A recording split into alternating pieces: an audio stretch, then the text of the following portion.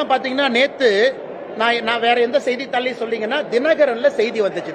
தினகரன் வந்து அபிஷியலா திராவிட முன்னேற்ற கழகத்திற்கு தொடர்பு இருக்கக்கூடிய ஒரு செய்தி நிறுவனம், அவங்க இருக்கிறாங்க, நல்லது.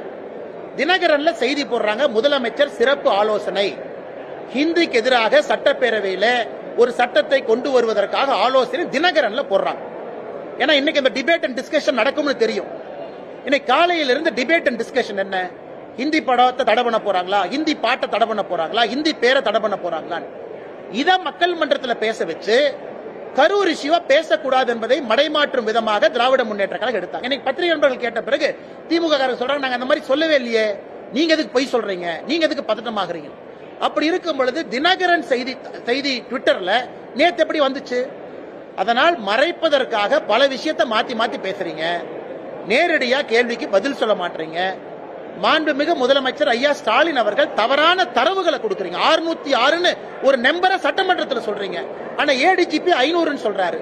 மத்தியானம் ரிலீஸ் பண்ணிருக்கிற பிரஸ் நோட்ல 350ங்கிறீங்க. எப்படி நண்பரோ எனக்கோ உங்களுக்கோ முதலமைச்சர் மீது நம்பிக்கை வரும்? அதனால முதலமைச்சர் அதிகாரிகள் தவறான வழி நடத்துறாங்களா, இல்ல முதலமைச்சரே தன்னை தவறாக வழி நடத்துறாரா? அவர்தான் நமக்கு சொல்லுங்க.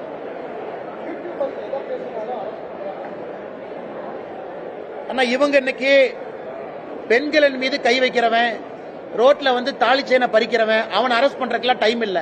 இந்த 2 மணிக்கு இந்த யூடியூப் நடத்துற வீட்டுக்கு போறாங்களா, இதுக்கு தான் டைம் இருக்கு. அதனால இன்னைக்கு ரவுடிகள்லாம் ஜாலியா சுத்திட்டு இருக்கான். எங்கேயா சுத்திட்டு இருக்கேன்னா 10 மணிக்கு அண்ணே அவங்க எல்லாம் யூடியூப்காரன் அரெஸ்ட் பண்ண போயிருக்காங்க, அதான் கத்தியோட சுத்திட்டு இருக்காரு.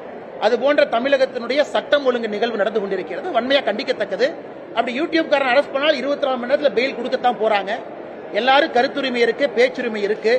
இதை முதலமைச்சர் நேரடியாக தலையிடணும். யாரை